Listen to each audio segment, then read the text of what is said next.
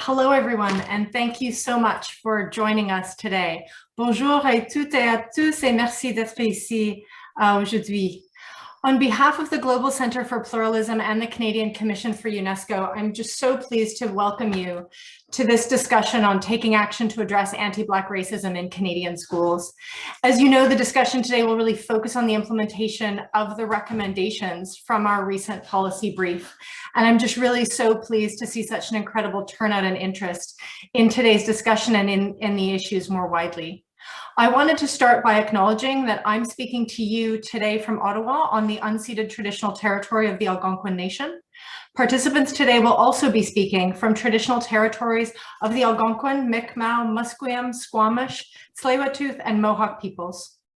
These acknowledgements continue to be important to remind us of the continued process of learning and listening that are integral to reconciliation with Indigenous peoples and core to pluralism. It reminds us that our work in Canada with reconciliation continues, as it does in so many countries around the world.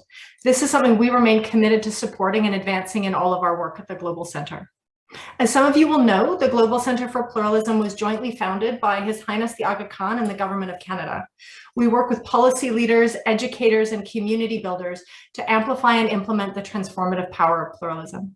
It's such a privilege to work with partners like CC UNESCO, like the educators on the call today, who are at the forefront of these efforts to promote pluralism. At the center, we believe really strongly that schools can be incubators for truly pluralistic societies.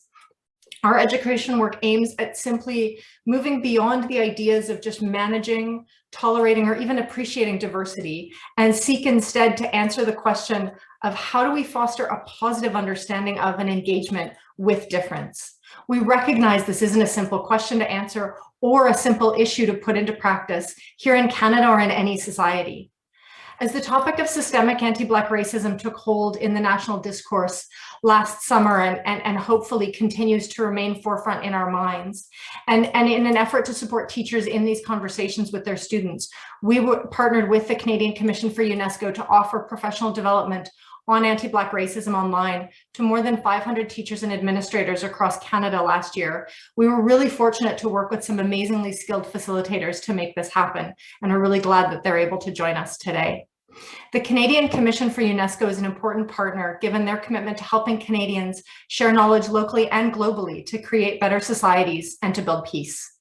With its initiatives and network, CC UNESCO supports the UN 2030 Agenda for Sustainable Development and other UNESCO priorities. We partnered on this professional development with the goal to provide teachers with practical tools to create spaces where students would feel supported and comfortable sharing what racism looks like and feels like for them.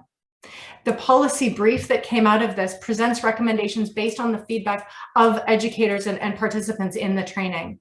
And today we're really excited to take this next step with all of you and look at how we actually put these recommendations into concrete action. So I'd like to welcome back, as she's spoken to you already, just briefly, our education manager at the Global Center for Pluralism, Nicole Fournier-Sylvester, who's going to provide us a brief overview of the recommendations. And from me, just to say again, thank you so much for taking the time to be with us and for your engagement today. I know we're all under a lot of pressure in these strange and difficult times, and probably all pretty tired of Zoom. So I think we feel particularly privileged that you've taken the time to be with all of us today. Thank you very much. And Nicole, back to you. Thanks, Meredith. Avant de me joindre au Centre mondial du pluralisme, j'ai été enseignante au collégial et chargeuse pendant plus de 10 ans. Un des moments qui m'a marquée est le lendemain de la fusillade dans la mosquée de Québec en 2017. Je me souviens d'être entrée dans ma classe en me sentant vulnérable et dépassée. D'une part, je savais que certains de mes élèves seraient traumatisés, alors que d'autres ne seraient pas au courant des événements. D'autre part, je me sentais mal outillée pour tenir les discussions importantes et surtout essentielles après ce qui venait se passer. Le décès de George Floyd m'a ramenée à ce moment-là et j'ai commencé à penser à tous les enseignants et enseignantes qui, tout en devant gérer leurs propres émotions face à cet événement, se demandaient si, quand et comment ils allaient parler de racisme anti-noir dans leur classe. Le besoin de soutenir le personnel enseignant pour qu'il puisse à son tour soutenir ses élèves m'est apparu comme une évidence. Grâce à un partenariat avec la Commission canadienne de l'UNESCO, nous avons pu rejoindre des enseignants et enseignantes de partout au Canada. Nous avons offert une formule complémentaire aux ressources actuelles sur le sujet. Un soutien direct au personnel enseignant sous forme de petits groupes d'environ 15 personnes en format propice pour les conversations. 72 heures après avoir publicisé les séances, nous avions reçu 1400 demandes par courriel. Conçu et animé par Destin Lord et Elsa Mondésir-Villefort, que vous rencontrerez sous peu, nous avons pu offrir la formation à 500 membres du personnel enseignant canadien. Étant donné le grand intérêt suscité par ces séances, nous nous sommes dit qu'il était important d'utiliser les expériences individuelles du personnel enseignant pour préconiser des changements concrets institutionnels. Le résultat de ce travail est le document politique que nous avons publié, De la réflexion à l'action, aborder le racisme anti-noir dans les écoles canadiennes. Avant de passer la parole à nos panélistes, qui se pencheront sur certains défis et priorités dans le secteur de l'éducation et offriront des exemples d'initiatives qui abordent le racisme envers les Noirs, voici un survol des 5 recommandations.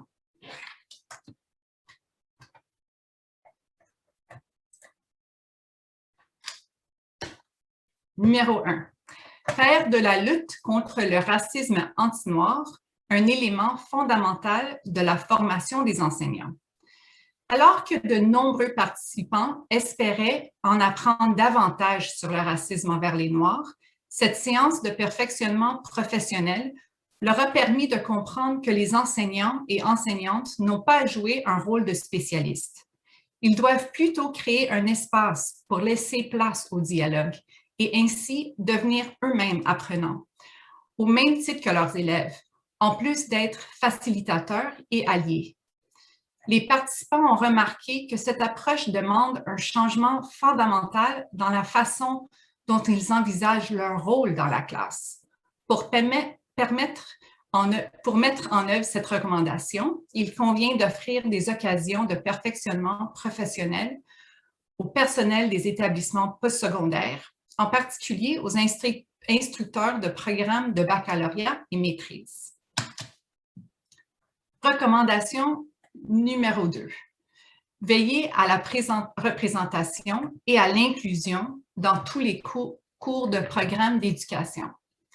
Les participants et participantes sont venus de diverses disciplines, dont l'anglais, le français, l'histoire, les mathématiques, les sciences, les arts, la musique et l'éducation physique.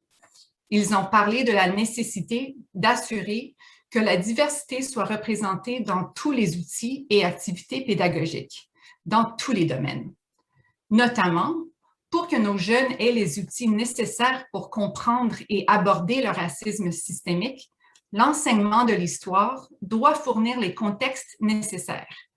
L'importance de s'éloigner du discours traditionnel canadien sur le multiculturalisme a été soulignée. En fait, l'attachement à ce récit peut servir à faire cesser les discussions de racisme. Recommendation number 3. Have school boards participate in and provide anti-Black racism professional development. Teachers cannot do this work in isolation.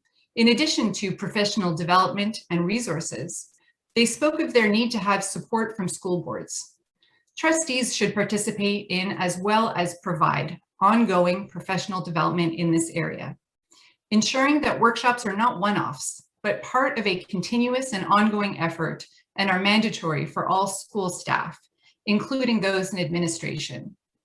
School boards can also build partnerships with community groups, associations, or members that have an expertise in anti-Black racism, so they can share their knowledge with schools in their region. School boards can also play a critical role in gathering race-based data on an ongoing basis in order to identify trends and the needs of Black students within the school system. Recommendation number 4. Address anti-Black racism in schools through strategic planning and professional development with community and family involvement. One of the significant challenges reported by teachers is that often they do not feel supported by their institutions. They report a lack of mandate and resources to address anti-Black racism while having colleagues and administrators who deny its existence. It should not be a teacher's responsibility to convince administrators and parents and carers that systemic racism exists.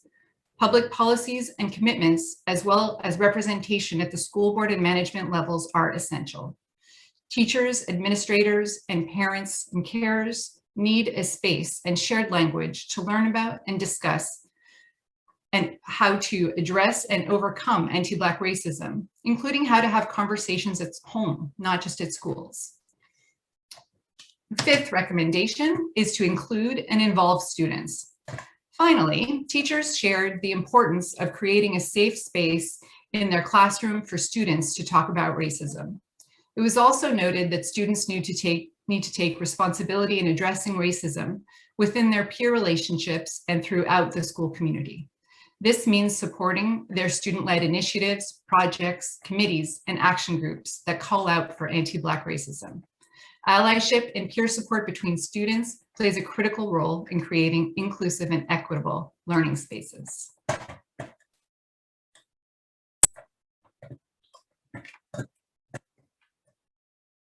So, without further ado, we will turn to our panel to elaborate on these recommendations. Mohamed Musa, our moderator, will introduce you to our panel. Mohamed is the Program Officer for Social and Human Sciences and Youth at the Canadian Commission for UNESCO. He works on files related to inclusion and anti-racism, as well as on the International Decade for People of African Descent. Prior to joining the Commission, Mohamed completed his master's degree in political science, specializing in nationalism and ethnic conflict. Over to you. Thank you so much, Nicole. Merci beaucoup.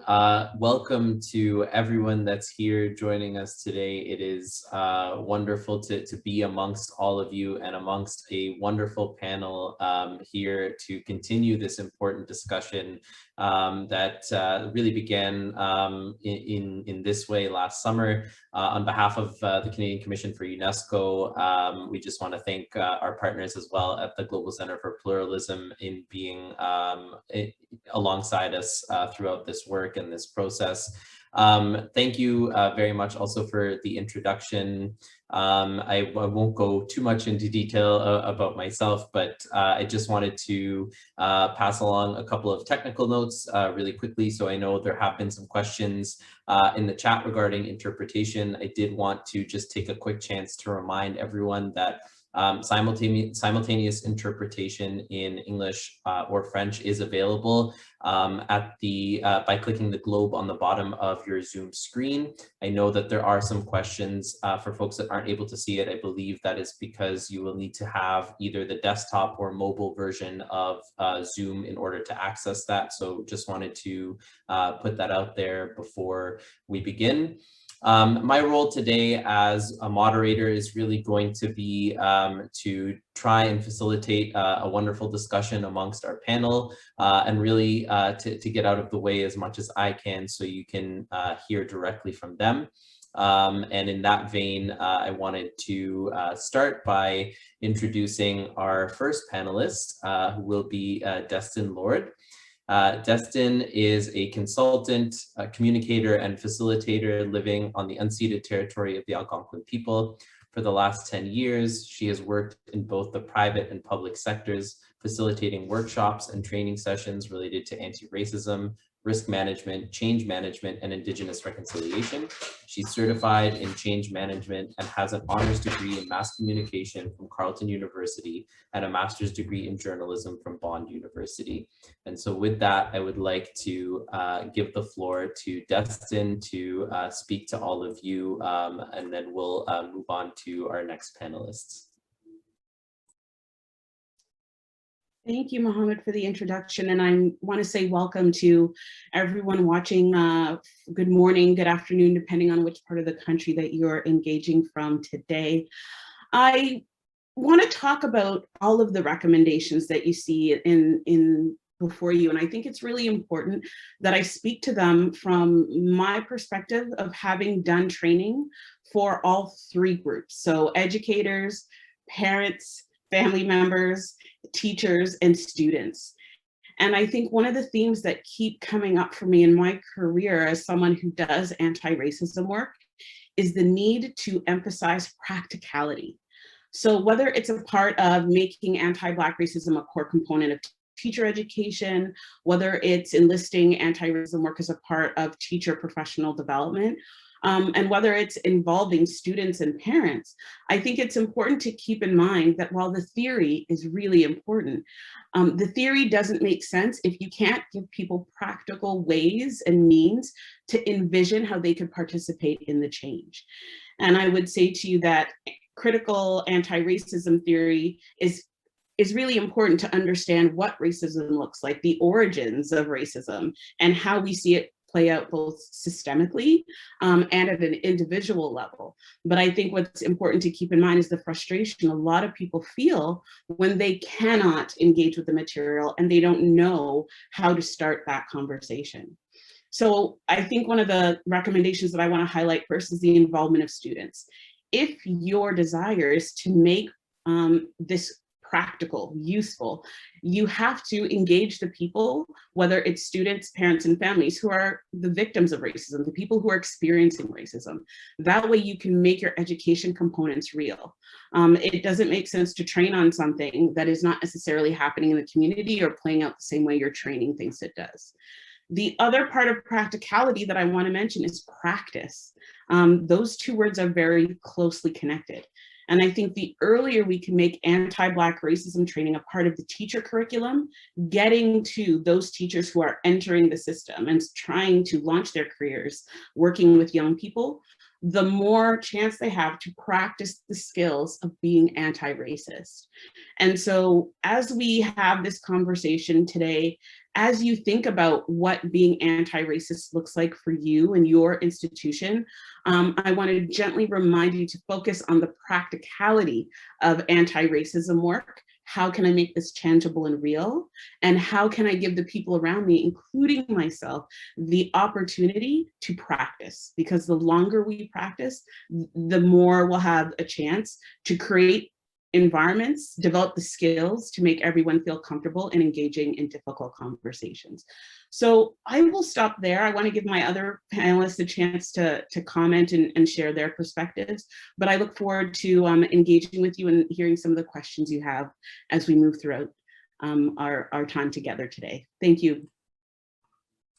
Thank you so much, Destin. It's really wonderful to hear from you. Just for context for the folks that are joining us, I will be introducing our panelists one by one and obviously giving them a chance to speak and to give an overview of their work and their insight on the recommendations. We will, after the panelists have had their chance to give their interventions, move on to a question and answer period. So please feel free to type in any relevant questions you might have for the panelists as we go along in the chat. We will keep a close eye on all of that and try and get to as many questions as we can throughout the question and answer period at the end. Thank you again, Dustin, for your comments. I do want to move on to our next panelist, qui est Elsa Mondésir-Villefort. Elsa est détentrice d'un baccalauréat en études internationales spécialisé en sciences politiques. Elsa est actuellement coordinatrice de Citoyenneté Jeunesse, une organisation qui fait la promotion de l'engagement jeunesse à travers le Québec. Elle s'implique présentement auprès de la Commission canadienne pour l'UNESCO à titre de membre du groupe d'experts contre le racisme en éducation et du groupe consultatif jeunesse, en plus d'être gouverneur au Fonds 1804 pour la persévérance scolaire. Excuse-moi. Donc, Elsa, à vous la parole. Merci beaucoup, Mohamed. Merci et bonjour à toutes et à tous. Donc, 190 personnes, 191, ça bouge beaucoup les chiffres qui ont décidé, qui ont choisi de discuter de cet enjeu-là. Donc, je suis super heureuse et privilégiée d'avoir moi aussi quelques minutes cet après-midi pour parler avec vous. Donc, Destine l'a très bien dit, elle a conduit les ateliers, les séances en anglais. Moi, j'ai eu la chance de l'appuyer avec les séances en français. Donc, j'ai beaucoup collaboré. Je pense qu'elle a bien dit qu'elle a une approche globale des signes. Moi, j'ai beaucoup collaboré spécifiquement avec les jeunes et avec les enseignants au courant des dernières années dans les centres de services scolaires. Et juste pour clarifier aussi, moi, je suis basée au Québec.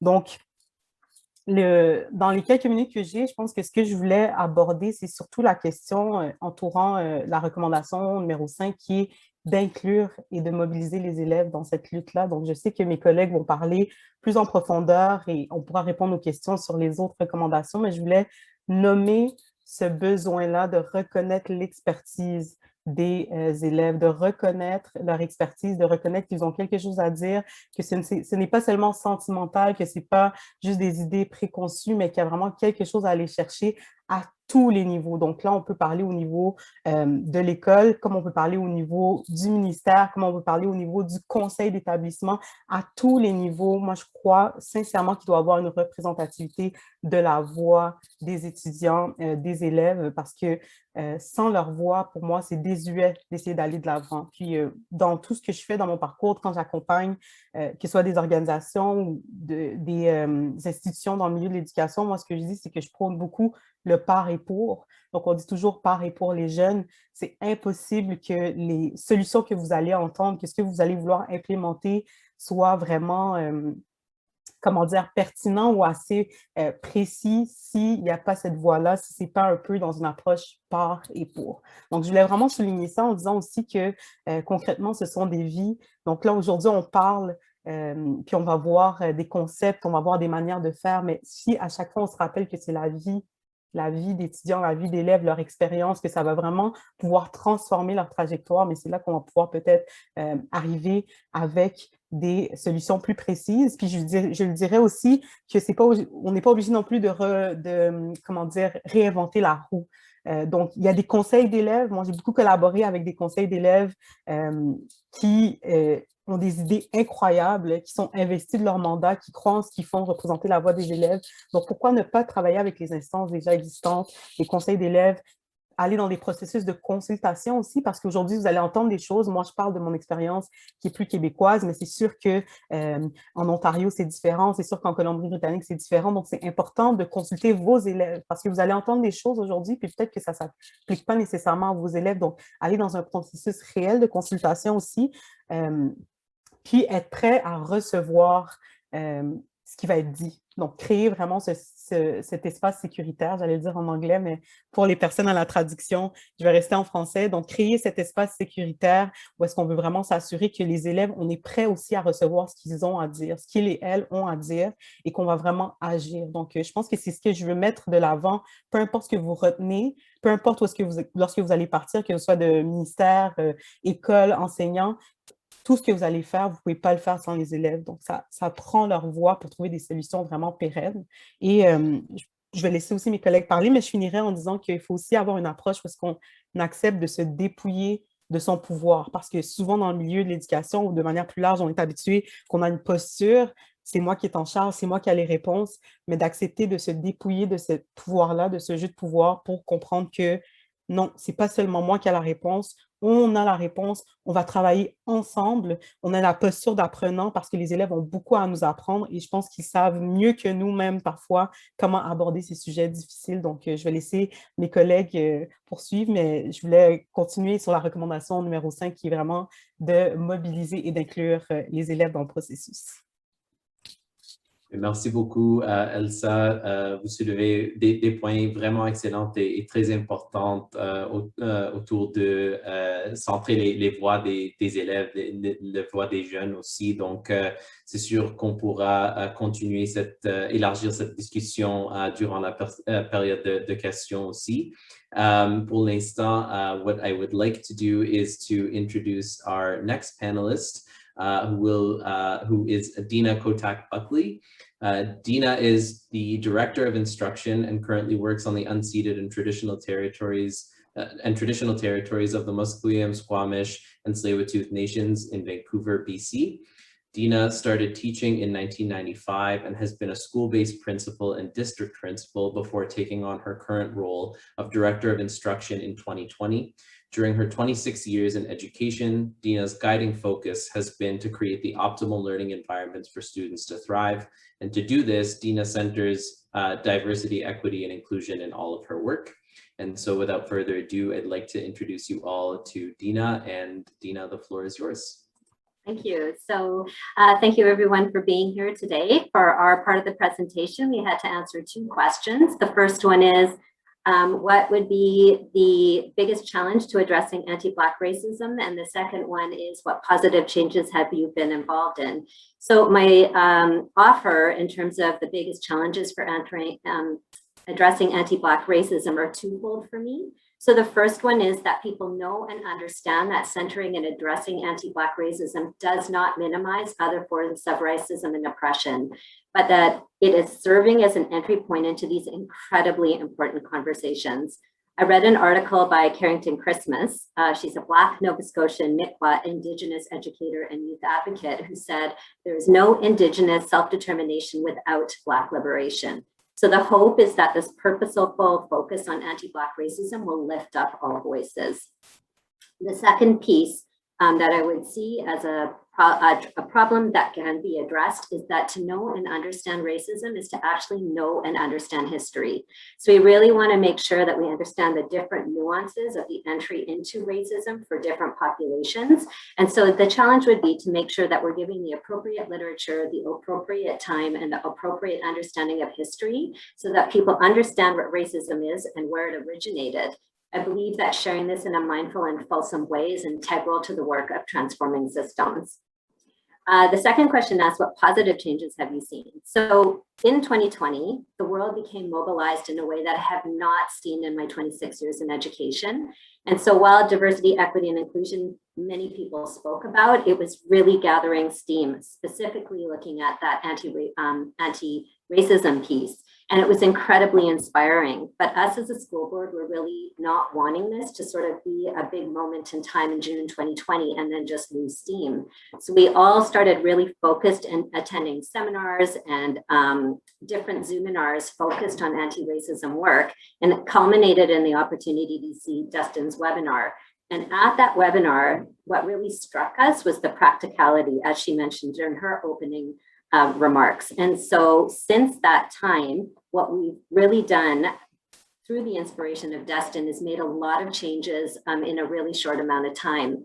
So one thing is that we're really actively engaged in our anti-racism and non-discrimination strategic plan. And in doing this, we're looking at things at the independent level. So we're really trying to build the knowledge and experience for our staff and students in school to really build their critical consciousness so they can actually look at their local contexts and understand what anti-racism is and how it's playing out. And we're hoping that independent and local work will at the same time work in tandem with our structural pieces.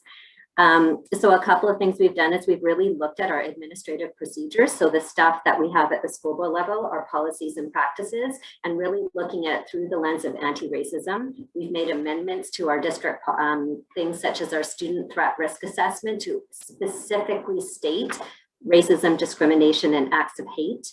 We've actually looked at every single code of conduct in our district, and every single code of conduct now has the statement that says, racism will not be tolerated in our schools. But to Dustin's point of the practicality, we didn't just send it out to schools and say, do this. We sent it out with lesson plans to actually action it and make it real and what it looks like in the school.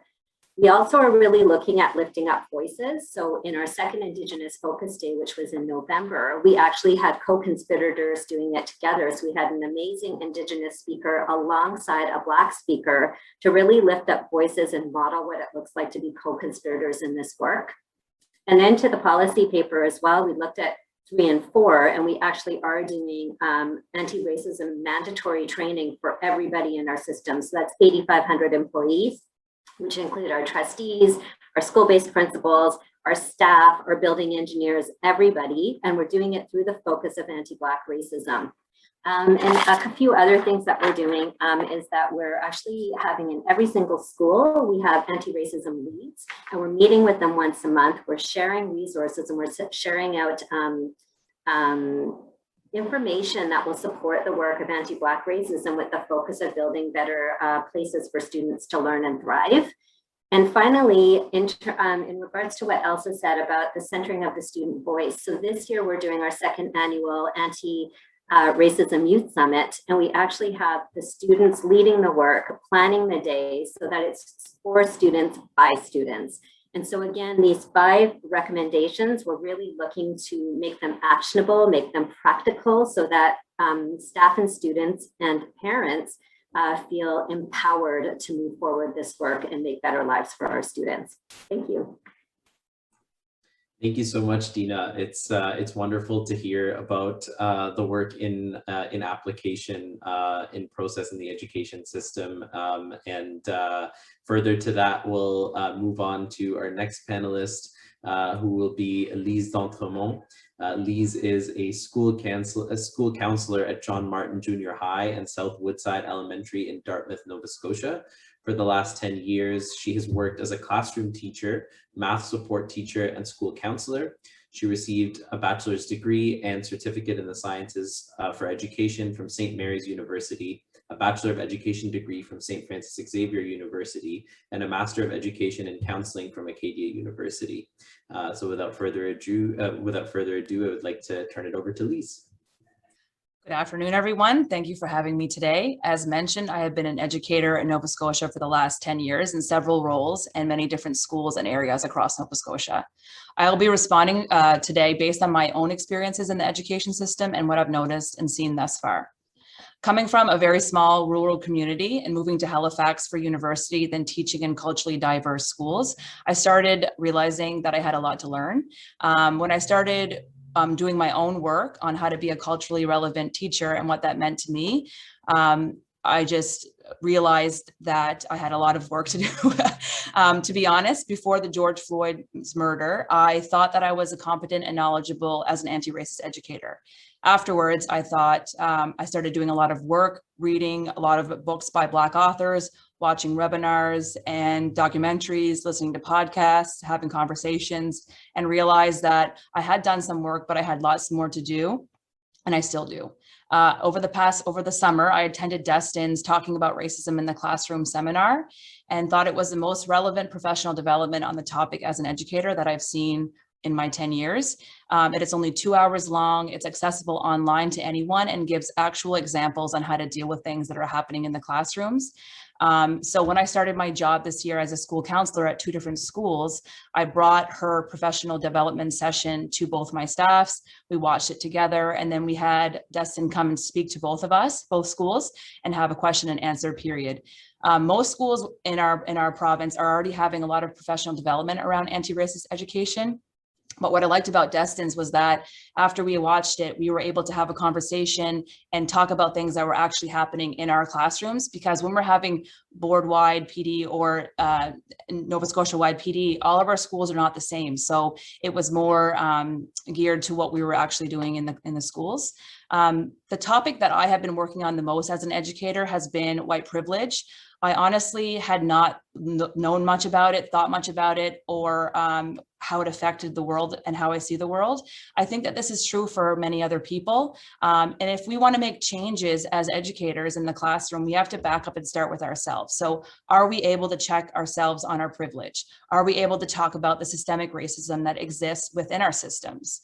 Before we can get teachers and students to discuss racism and what anti-racism looks like, we need to be doing the work at all levels. And when I say all levels, I mean government, departments of education, centers for education, all school staff, parents, students, and community members. If policymakers and people writing curriculum and professors teaching Bachelor of Education students are all focusing on anti-racism education and how to dismantle the systemic racism that exists and what it looks like, then we will get somewhere. In our PD sessions, we talk a lot about how to deal with what's happening in the classroom, but we don't often talk about the systemic racism that exists within our system and how we can dismantle that. The difficult part about about doing this work is that it's not easy. The challenge that I see is that people will do professional development session or read a book or have a discussion and think, okay, great, we did this, let's move forward. But the work is much harder than that. We need to be able to be vulnerable and open to feeling uncomfortable, because if we are comfortable, then we have not done enough work. One of the quotes from the policy paper that really resonated with me was when it said that white teachers can model self-reflection and talk openly about their own journeys, the mistakes that they have made, their white fragility, and how it comes up. This is really important. We have to model things to our students. If adults are not able to address their own biases and systemic views that have been ingrained in them, then how are we supposed to ask students to do that? As adults, as educators and parents, we need to be able to model how to work hard at becoming anti-racist and show that it takes time and effort and that it won't just happen overnight. I will never be an expert, but I will continue to work and put myself out there to strive towards being anti-racist. So what I'm doing today at this panel is I'm just trying to hopefully call people in to do things differently. PD sessions are starting points to move forward, but we need to be coming from a place of vulnerability and honesty. We need to be striving to be anti-racist. It has to be ongoing. The timing and frequency needs to be there. And another thing that I wanted to mention was in the education programs that we take before becoming teachers, there needs to be more programs, more courses around anti-racist education. It can't just be one semester, one class. It should be during the whole program. Also, it should be ingrained in our teacher training when we're actually working at the schools. That would be a huge positive addition to it, I think, and it would make people be more involved in their education around anti-racism work. I'm going to leave everyone with this question that I've been wondering about, and it's how do we make people want to do this work? Because we can have all the sessions and the books and everything there, but everyone needs to be doing work on their own as well. And how can we get to that point where everyone's on the same page? So I'm looking forward to your questions, and thank you very much for having me. Thank you so much, Lise.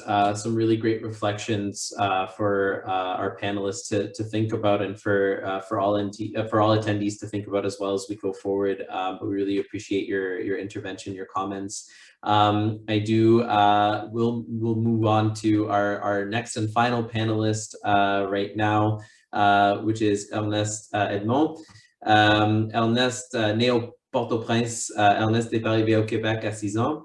L'immigration lui a ouvert les yeux de nombreuses inégalités sociales qui régnaient à la fois dans son pays natal et d'accueil.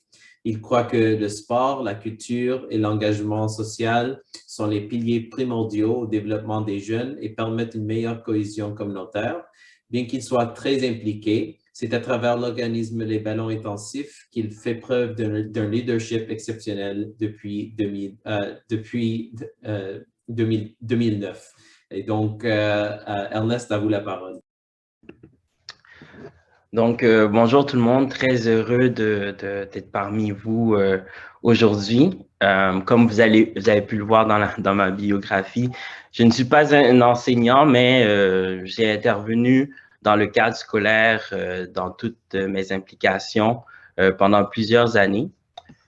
Puis aujourd'hui, j'aimerais vous parler de la recommandation numéro 4, qui consiste à lutter contre le racisme anti-noir dans les écoles par le biais de la planification stratégique et du perfectionnement professionnel avec la participation de la communauté et des familles. Donc, pour moi, c'est dans mes implications au sein de l'école, tout d'abord et avant tout, j'étais un entraîneur de basket à l'école secondaire Daniel Johnson, mon ancienne école secondaire.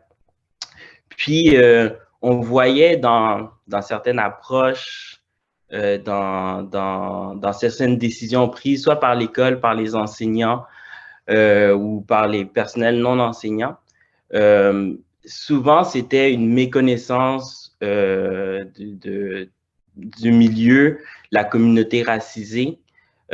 Puis j'ai réalisé au fil des années que c'est parce que à plusieurs reprises, soit les organismes communautaires ou les personnes racisées qui tournent autour de l'école, mais qui ne sont pas nécessairement du personnel enseignant, ne sont souvent pas assez consultés. Quand je parle de, par exemple, les entraîneurs sportifs, un exemple, c'est que dans plusieurs écoles, on va voir que il n'y aura pas beaucoup d'enseignants racisés, mais dans tout le milieu parascolaire, que ce soit pour l'entraînement d'athlétisme, les cours de danse, les entraînements de basket, peu importe, de théâtre, etc., on va voir qu'il y a une plus grande diversité au sein du personnel.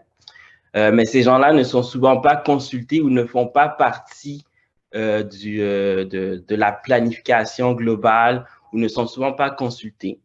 Donc, je trouvais que c'était important d'en parler aujourd'hui parce qu'il faut absolument inclure les acteurs clés, notamment racisés, au sein du personnel en général dans les prises de décision et aussi faciliter l'accès des organismes communautaires au sein de l'école. Parce que l'école, c'est un point central de la communauté. C'est l'endroit où il y a c'est l'organisme, l'entité où il y a la plus grande diversité dans une communauté. Donc, on va retrouver des jeunes sportifs, des jeunes artistes, des jeunes qui, pour eux, l'école, c'est important. Pour d'autres, on va trouver différentes nationalités. Donc, c'est important que l'école soit un facilitateur pour la collaboration entre l'école et les gens de la communauté pour justement faciliter l'aide qu'on peut fournir notamment aux jeunes racisés, mais aussi faciliter la compréhension des enjeux liés au racisme et à la discrimination. Donc, pour ça, un bel exemple, moi aussi, au cours des années, j'ai cofondé un organisme qui s'appelle les Ballons Intensifs. Puis, notre objectif, c'est vraiment à travers l'engagement social, le sport et les activités socioculturelles, c'est qu'on essaye de mousser l'engagement des jeunes, puis de mousser aussi l'engagement des autres organismes au sein de la communauté. Puis, on collabore souvent avec les écoles. Puis, c'est une bonne façon, notre façon d'intervenir, c'est une bonne façon d'impliquer les jeunes et d'autres acteurs de la communauté pour parler d'enjeux importants tels que le racisme, la discrimination, le sexisme, peu importe, à travers un autre avenue. Puis, il faut savoir aussi que c'est important aussi souvent qu'on va aborder le racisme ou des enjeux importants aussi avec les jeunes, que ça se fasse aussi en dehors du cadre scolaire, que ce soit un peu plus ludique, et de permettre aussi comme Elsa puis bien d'autres ont mentionné, de permettre aussi de mettre les jeunes et les autres acteurs autour des jeunes de l'école, notamment ceux qui sont racisés, de l'avant pour servir d'exemple, pour mieux comprendre, sonder aussi. Et également, mon dernier point, ce serait aussi de ne pas oublier l'inclusion des parents, notamment les parents des jeunes racisés qui ont des valeurs, une culture différente, une approche différente. Puis certaines fois, ça peut faciliter la compréhension, puis éviter beaucoup de problèmes également. Donc, moi, pour terminer, j'aurais quelques recommandations aux écoles et au personnel enseignant. C'est en premier lieu, donc, n'ayez pas peur d'aborder le sujet ou d'aller chercher l'aide parce que il y a beaucoup d'expertise au sein de la communauté qui comprennent certains enjeux qui sont difficiles pour le personnel d'enseignement ou l'école.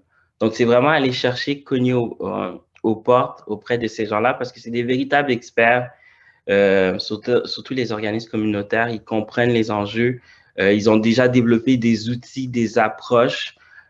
Puis quand on fait ça aussi, les jeunes autour, ils vont se sentir plus appuyés parce qu'ils font souvent confiance à ces acteurs externes-là. Ils vont parler de certains enjeux qu'ils ne parleront pas à l'école. Ils vont vouloir s'impliquer dans certains projets qu'ils ne feront pas nécessairement à l'école.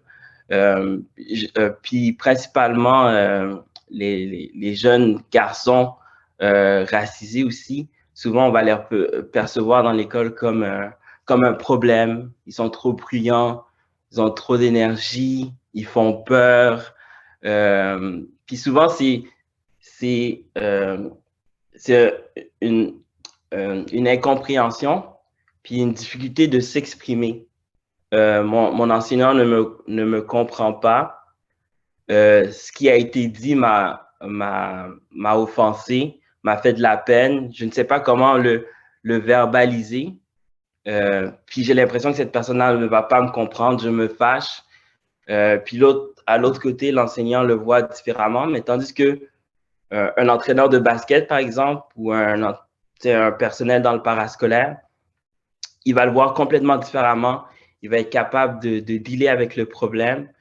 Puis, donc, c'est ça. Donc, moi, je pense qu'il faut encourager notamment les activités parascolaires aussi, où les étudiants peuvent explorer leur héritage culturel et leurs disparités culturelles, individuelles et ancestrales également. Puis aussi, ça permet, les activités parascolaires, c'est une façon ludique aussi d'aborder des enjeux, comme par exemple faire des soupers potluck, ne pas oublier, par exemple, le mois de l'histoire des Noirs, c'est des petites choses qui font en sorte que ces élèves-là ne se sentent pas valorisés et ne veulent pas s'impliquer.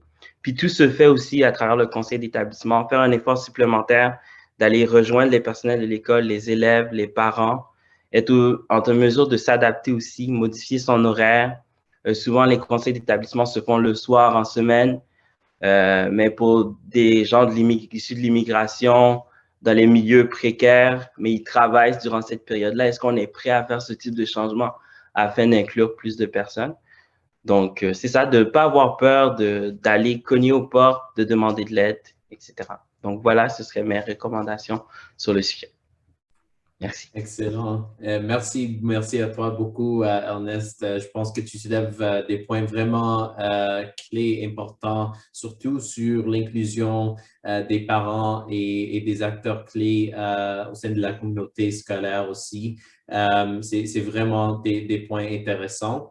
I will need to move on to questions from our audience as well, and I want to bring in our fellow panelists into this conversation so we can kind of continue these reflections. And I want to first just thank all our panelists for really great interventions on these 5 recommendations as we move them forward.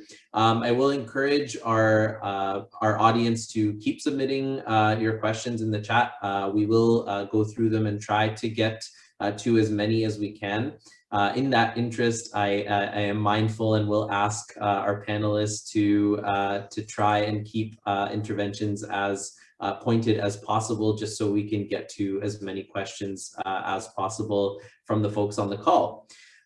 So with that in mind, I'm gonna dive right in to the first question. For my panelists joining me, if you want to make a point or to answer the question, please feel free to just jump right on in and we can move from there. Our first question is specific to curriculum. And so the question is, do you think, in your opinion, is it critical or necessary to have a new specific curriculum that teaches pluralism and anti-racism to students and teachers in all schools and universities institutionally? And if so, to your knowledge, are there any governments or civil society organizations that are currently engaged in that work? And so I'll turn that to our panel. I don't know if someone wants to jump in. Destin, I see your hand up, so the floor is yours. I mean, it's always brave to go first. The first part of that question, does this require new curriculum? I do think that it does. I think if we're being honest with ourselves, we will recognize that a lot of our curriculum is based in colonial and imperialistic concepts that don't acknowledge a huge part of our lived history. And when I say our lived history, the lived history of Black people for sure, but especially the lived history of Indigenous people. And until we can talk about the contributions of those communities to what is now known as Canada, we can't really then expect to deliver those messages with authenticity and truth if our own curriculum is not doing that. So, I mean, there are a lot of efforts out there, some that are going better than others, in terms of revamping and reworking the curriculum. We can look out there and see what's working and what's not. I would say that those that tend to have a bit more success sort of embody the spirit of the recommendations that came out of our training, and that is a lot of consultation is happening. And a lot of consultation means that organizations and governments and school boards recognize that all communities don't speak with the same voice. I am a single Black person and I may have differing views than other Black people in my community. So the curriculum has to be very aware, cognizant of this idea that we're not a generic block of thinkers and have various opinions. So yeah, yes, new curriculum, yes, it has to be authentic, it has to acknowledge the truth in our history, and I think the processes that work are those that consult. That's excellent. Thank you, Dustin. Does anyone else want to? Yeah, Lise, go ahead. Just to add on that, I do believe that we need some more of that in the educational system as well. Like before becoming teachers, like when we're doing our bachelor's of education, there needs to be some more curriculum and courses on anti-racist education as well, which I mentioned before, because one course out of 2 years is not really enough. It should be the whole time, every semester, and also ingrained in our practice teaching experience as well. I do believe that would make a huge difference. And I just want to add to that as well and say that while we are really looking at our curriculum and stuff, I think in the meantime, giving teachers and school-based folks the tools to be able to actually do an equity audit, to be able to look at the resources they do have and say what's missing. So what is here, but what else is not here, and how to get that voice to the table. So we can't change the curriculum overnight, but what we can do is start being able to look at that curriculum with the lens of critical consciousness and say what's missing here and how can we get that voice to the table. Absolutely. Thank you all very much. I'm going to move on to our next question. This is from Rebecca, and the question is around a reflection from a K-12 teacher who's also a parent. And so she was saying that she particularly appreciated the recommendation about avoiding tokenism. I have observed that students will quickly pick up on authenticity. From my own anti-racist work, when I do not understand the nuanced complexities, I tell my students that. I think teachers can be effective as co-learners, but one thing I've been recently grappling with are the approaches. In the first school district that I worked in, we used a call-in approach, and I found it to work slowly but effectively. I'm currently in a call-out environment, and I'm leery of this approach.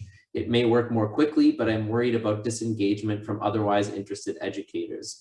I'm talking in terms of teachers, ongoing learning, and wondering what your thoughts are on these approaches. So basically, if I'm understanding this correctly, how do we bring teachers into this work, knowing that at times it can be complicated in environments where maybe there's more of an appetite for calling out versus calling in? How are we mindful of progressing in this important work while also being conscious of needing all teachers to be a part of this in an inclusive way?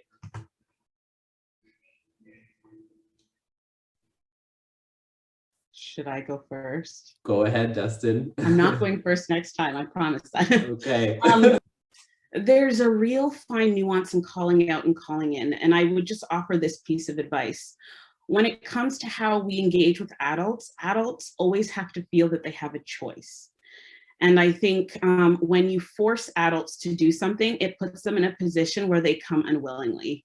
And while you can make change happen that way, I want everyone to consider how we issue the invitation for learning.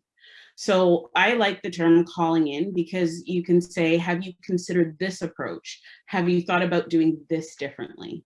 And while the individual might not hear you at the moment, they will sit with that, and they usually, for the most part, tend to take that in and make change over time. That said, from a very personal perspective, I think I don't want to wait anymore for adults to decide that the racism I experience and my nieces and nephews and my cousins experience is real and that they should do something about it. So I think it's finding the balance between when we can issue invitations to participate, and then what is the policy, mandatory, statutory approaches that we can take to encourage people to get to where they need to be. And I don't know if I have the answer, but it's a suggestion that calling in might get you further, but then how do we move it forward to a place where we can say, now you have to be accountable for making the choice to do better. That's great. Thank you, Dustin. I think Elsa wanted to go ahead. Just a quick note for our panelists, please intervene in whatever language you're more comfortable in. Donc, si vous voulez répondre en français, c'est tout à fait parfait. Oui, je vais répondre en français. Justement, je voulais juste partager le fait que c'est, comment dire, c'est complexe comme question, là. C'est pour ça que j'étais en train de réfléchir, puis je pense que j'irais dans le même sens que Destine qui disait que c'est quand même super important de savoir que c'est des conversations qui ont eu lieu depuis longtemps. Donc, je voulais aussi mentionner que en ce moment même, il y a le procès pour l'assassin de George Floyd. Donc, ça se poursuit, là. Il y a beaucoup de gens qui se sont réveillés, mais c'est pas depuis l'année dernière que ces conversations ont lieu. Fait que je pense que les gens, le temps est arrivé, puis il faut juste l'accepter. Je pense on a été en douceur déjà. Il y a eu des consultations, puis sûrement pour beaucoup de personnel ici qui sont peut-être issus des communautés racisées qui écoutent, peut-être que même eux-mêmes, quand ils étaient jeunes, ils sont peut-être près de la retraite, puis eux-mêmes, quand ils étaient jeunes, c'était des conversations qui avaient lieu. Donc, je pense que la politesse, on a déjà tout fait entourant tout ça. On peut le faire dans le respect, mais là, il est le temps d'agir puis d'aller un peu plus rapidement. D'où l'idée que je dis d'utiliser les étudiants parce que souvent, nous, quand on rentre dans le milieu professionnel, on tend à vouloir rentrer dans un moule, puis eux, ils n'ont pas encore ça, ils ne sont pas encore brisés par le système, donc souvent, ils vont dire les choses de manière plus brute. Donc, oui, je pense que c'est important d'y aller avec cette approche-là. Merci beaucoup, Elsa. I'm wondering actually if further to this question, we might hear from one of the educators on our panel with us as well about your thoughts on this. I don't mean to call anyone out, but I think it would be interesting to have the perspective of educators on this call as well in terms of your feelings, regarding how we can best bring educators into these conversations in a way that's meaningful and pushes forward.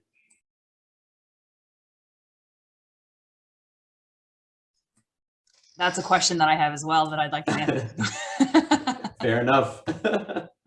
I actually am happy to answer the question, and it is something that we grapple with a lot. So again, because we really are actively trying to give really focus this year on people building their, working at the independent level and understanding and being able to see racism has been really helpful because people, I don't have to convince people. It's like, because they're doing the independent work and learning about unconscious bias and privilege and history, that they're actually with their own independent work, actually looking at their own local context to say, oh, actually, this is not resonating and doesn't feel right. And they're finding their critical friends to bring into the group. So they're galvanizing. It feels like there's galvanizing happening, and that when there is pushback or call out, that people have enough tools to be able to sort of make that happen. But I really agree with Dustin and Elsa's point about before we'd have these conversations and we have it in our room by ourselves or maybe with one or two friends, but there's more and more people willing to engage in these conversations in a very proactive, productive way.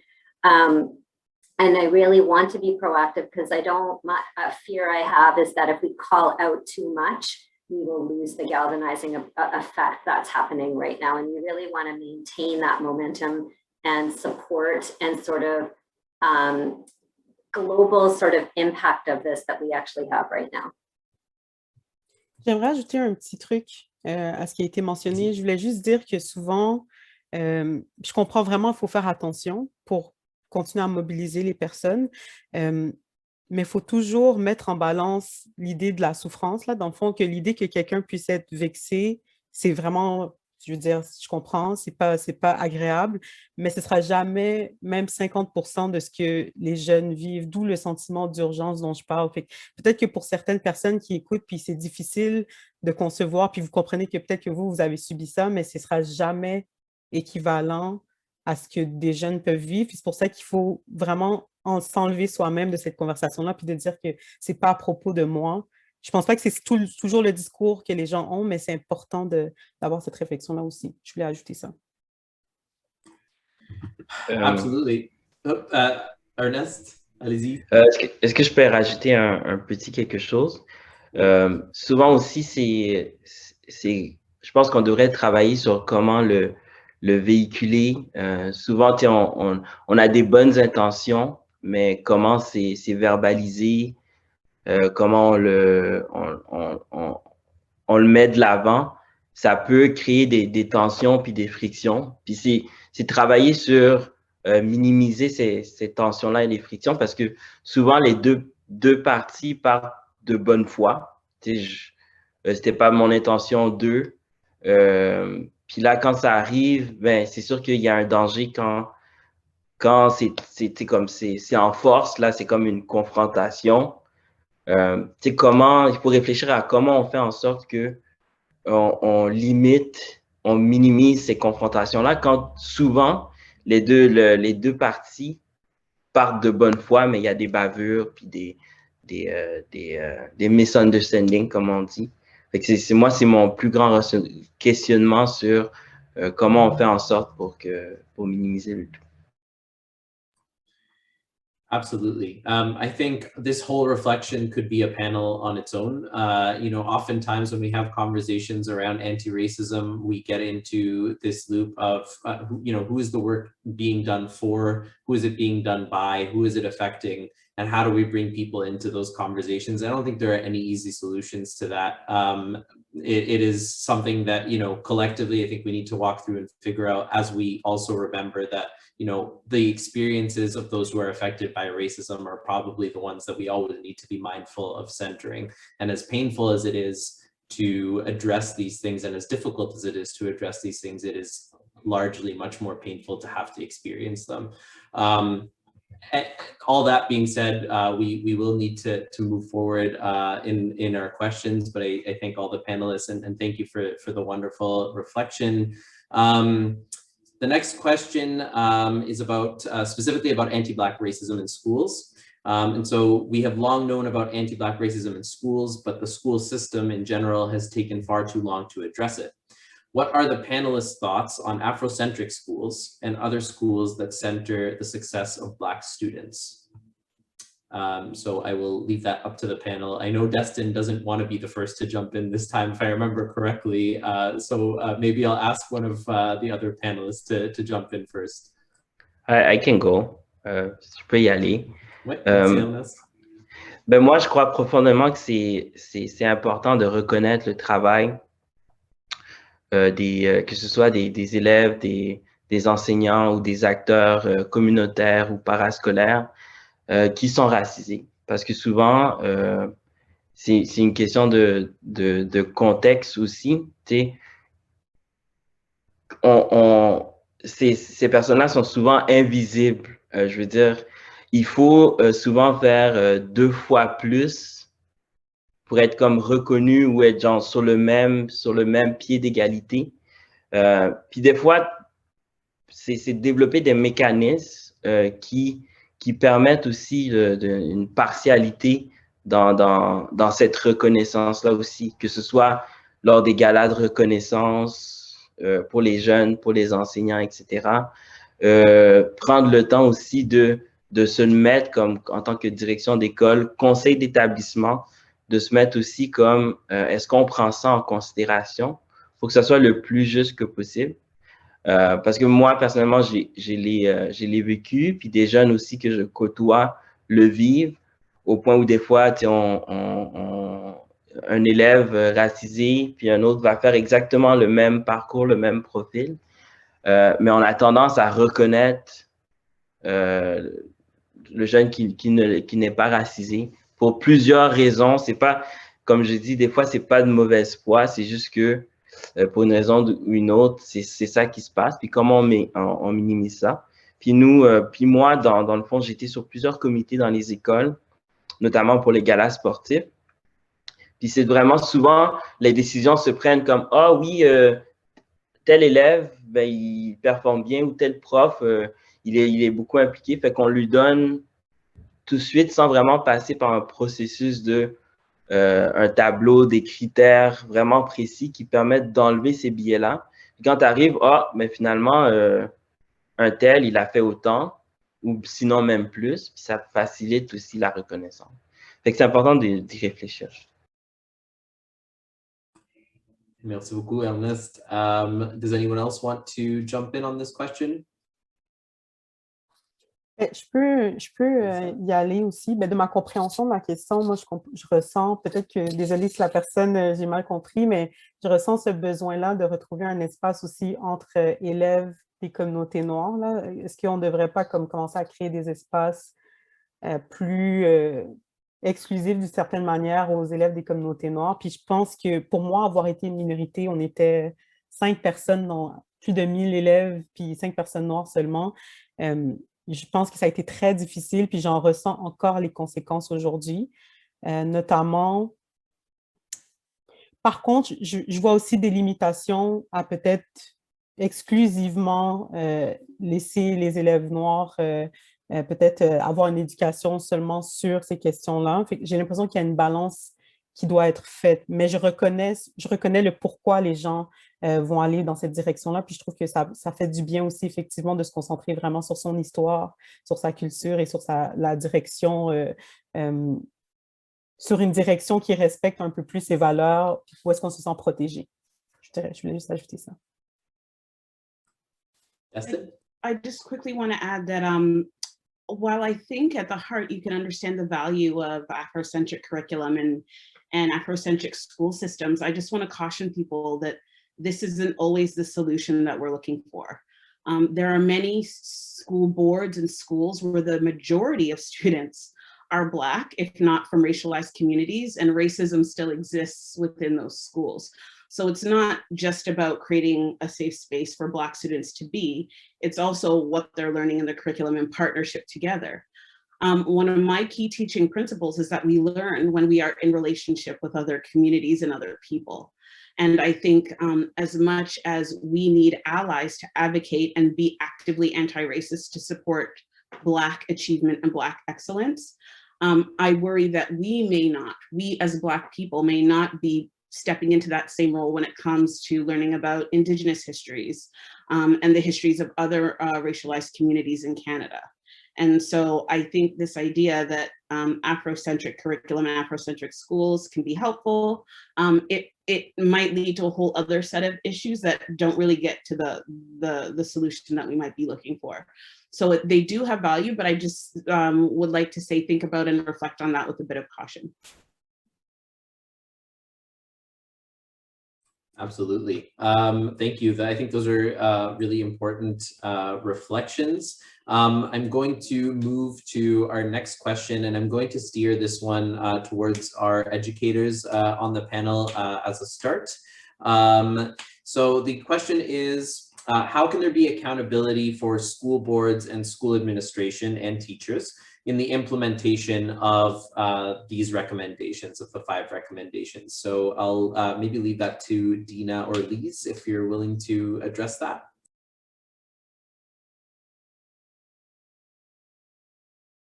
Can you reread the beginning? Did you say accountability? Sure. Yes. So the question was, how can there be accountability for school boards and school administration as well as teachers in the implementation of the recommendations? I think that most school boards are trying to do some of the implementations already at this time. I know that our school board is doing some things like I mentioned professional development. We now have equity teams as well, which we started this year, where when there's an issue that happens in the school, the equity team goes together to work on that as a group and then deal with the situation. But yeah, I don't know how to put accountability on everyone, because what I was mentioning earlier is that everyone should be doing their own work, and how can we get them to be accountable for that? And we can do things in the school, but there has to be more work being done outside of school as well. So I'm not sure how to make people accountable for that. I don't know how we're supposed to do that. I don't know. I don't know. So I think the policy recommendation, I think it's 2. Number 3, that says have school boards participate in and provide anti-Black racism professional development. So I think I mentioned earlier that our mandatory training, this soft rollout, happened just last month. And then the first day back to school, all school-based employees will be participating. And Destin's one of our facilitators of the mandatory anti-racism training. So actually, at the end of the training, there's not a survey per se, but a feedback piece where they're actually saying what next steps they need and stuff. And then I actually get that feedback once a week, and I go through it and I A, see what's missing, what's not missing, but B, sort of do the next steps for people that are asking for more. So in terms of the mandatory training, there is that piece of accountability there. In terms of what happens in classrooms, principals have to be the people that are sort of making sure that's happening. So what we did this year to sort of support that work is that for principals and vice principals that were interested in having a professional growth plan based around anti-racism, we did facilitated training for them so they could go back to their schools and have like staff and staff be accountable there. So we're really trying to leverage the folks that are closest to the people that we're working with. So me coming in and saying, just feels a bit systemic. As a director, I'm going in, but as principals, vice principals working with their staff, it makes it a little bit more alive, and but they're working together. So that's the accountability piece with us. That's great. Thank you so much, Lise and Dina, for those reflections. I am going to move on. I want to cover as much as we can. I think this is a really great conversation so far. Et donc, je vais procéder à la prochaine question. We have a couple of questions around when to start these conversations and when to start having them in schools. And so I'm going to combine a couple of questions that I've seen in the chat, which is around exactly what I said. So do you think teaching anti-racism needs to start to be taught in pre-primary and primary schools as a priority, and with potential new curriculums to include pluralism for all children and parents? And further to that, is starting these conversations, this curriculum in secondary school, a bit too late when we start to think about these subjects? So I'd love to hear some thoughts on those. Yes and yes. Yes, we should start anti-racism training in pre-kindergarten, at home, as soon as people are growing teeth. Teething babies should learn about anti-racism. And yes, by the time kids get to high school, it's never too late to learn. We learn stuff as adults all the time.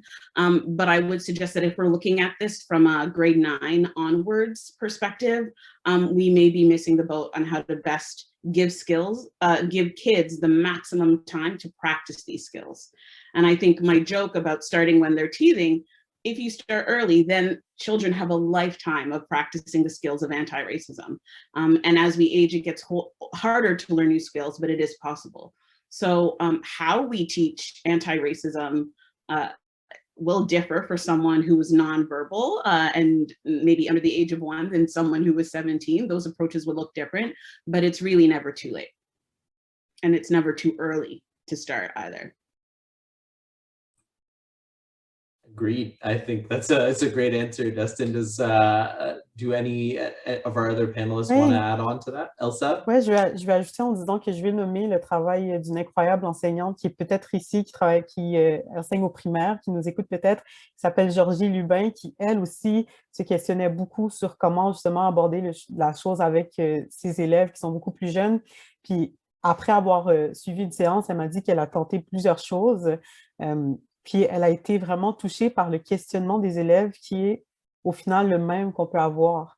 L'incompréhension envers le fait qu'on identifie la différence, la couleur de peau, pourquoi c'est tellement important si quelqu'un a une couleur de peau noire, etc. Donc, les élèves, il ne faut tellement pas les sous-estimer. Donc, je reviens à ce que je disais, moi, je tape toujours sur le même clou au début. À tout âge, il y a une expertise, puis il y a quelque chose à comprendre. Donc, elle a fait ça comme ça. Dès le début, elle a commencé à leur parler des histoires de discrimination. Puis, ils ont compris aussi bien parce que c'est humain. Donc, tu peux comprendre quand il y a des injustices, tu le ressens. Donc, il ne faut pas les sous-estimer, les élèves. Je voulais juste partager ça.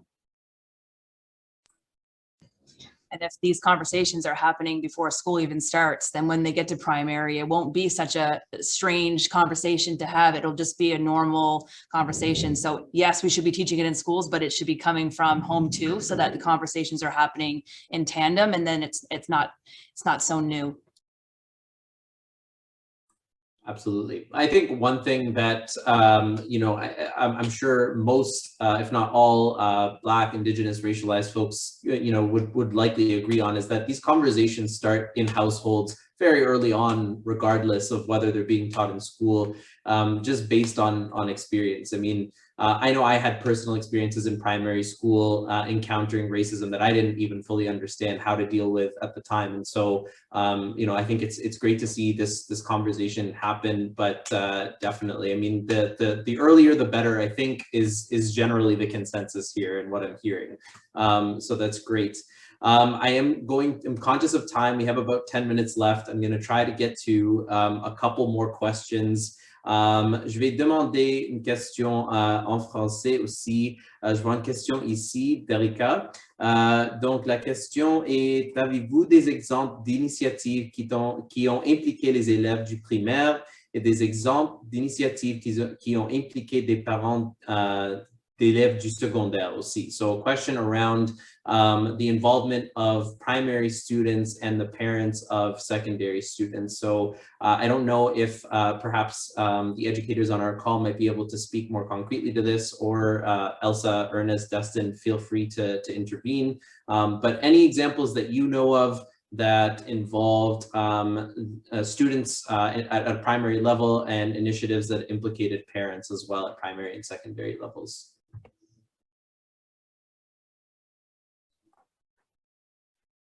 So I just one way that we enter into the conversation. So I just want to agree with what everybody said with the last question about as early as possible, because students start recognizing race, I think it's very early, like I think less than a year or something like that. So the teething piece, Dustin, for sure. But the one way we enter into the conversations in a really positive way is through the like doing units on identity and how students identify and locate themselves, because it actually then can lead into, as kids get older, into really deep and meaningful conversations about intersectionality and sort of where the different parts of their location and identity and how that empowers them, but also shows where they have power to empower others. So I think, and all, you know, as when I taught kindergarten, I've taught K to 12. And so when I taught kindergarten, it was such an easy way to start having these discussions is through the lens of identity, but it's also an amazing way to get parents as part of the conversation as well.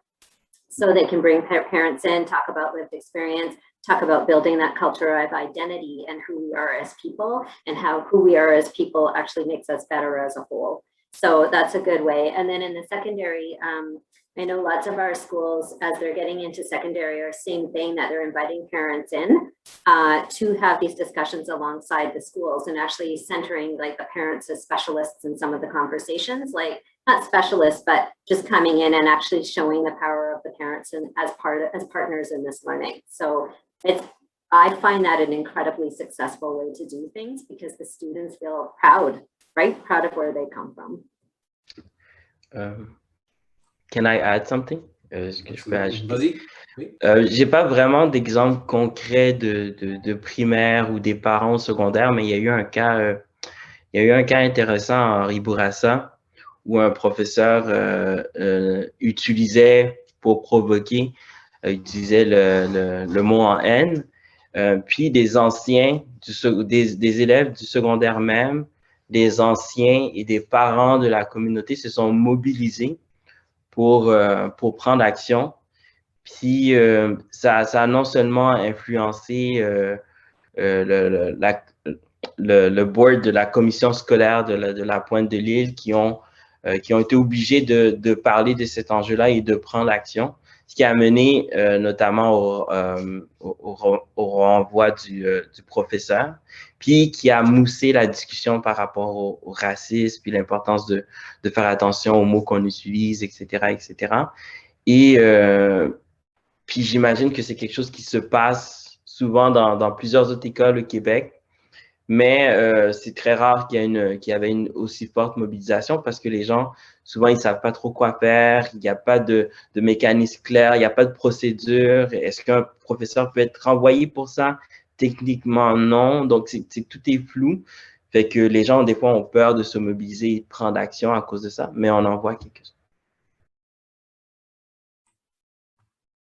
Merci beaucoup, Ernest. That was great. I am going to move on. I think we have time for one more question before we wrap up. I apologize to all those questions that we couldn't get to.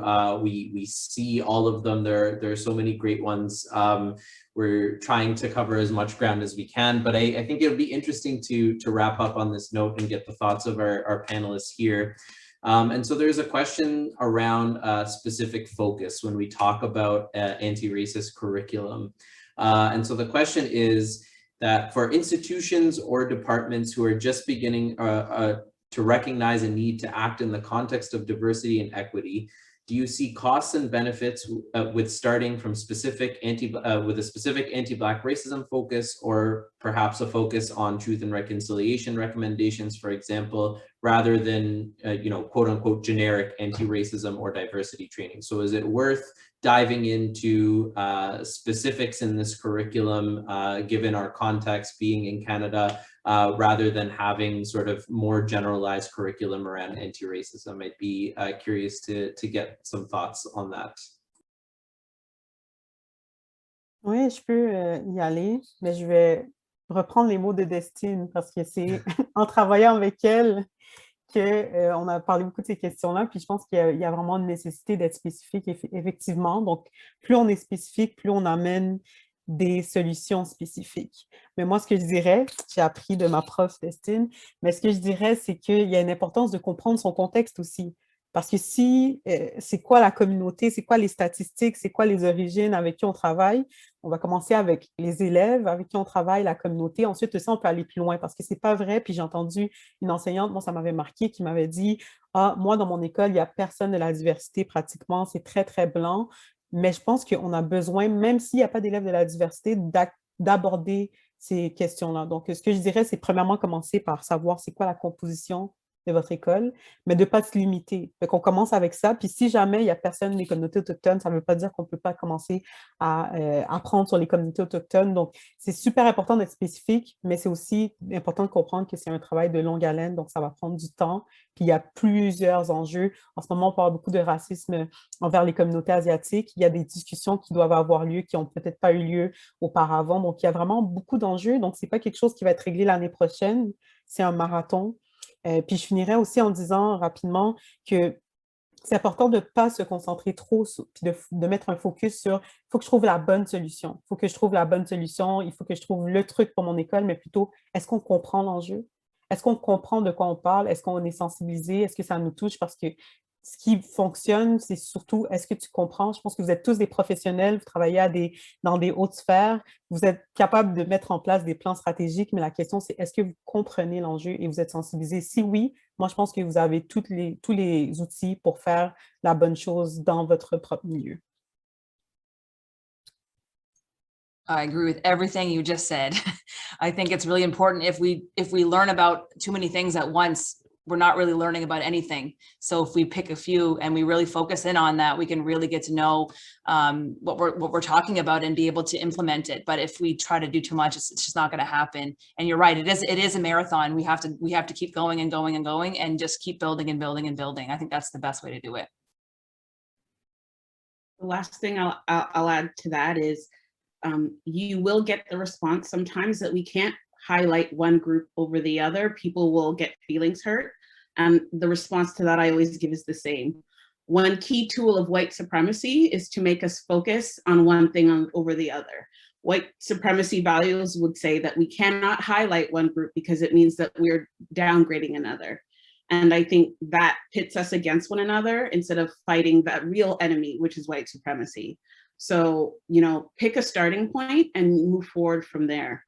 The longer we have questions about where do we start and is this fair and will we be leaving someone out, the more white supremacy and racism wins. And our goal is always to strive to be anti-racist. Agree 100% with everything. I think it's such an entry point. Like right now, the world is hearing this, we're talking about this, this is where we are. So it's such an entry point into the conversations. And like I said, like being in education for as long as I have never seen the momentum that I've seen right now. So I feel like it's an entry point into the conversation. Reading about Black and Indigenous experience, understanding the history gives you that sort of radical empathy to move the work forward. And it doesn't minimize other levels of oppression by any means, but what it does is understand the nuance of the experiences and give you an entry point into the discussion.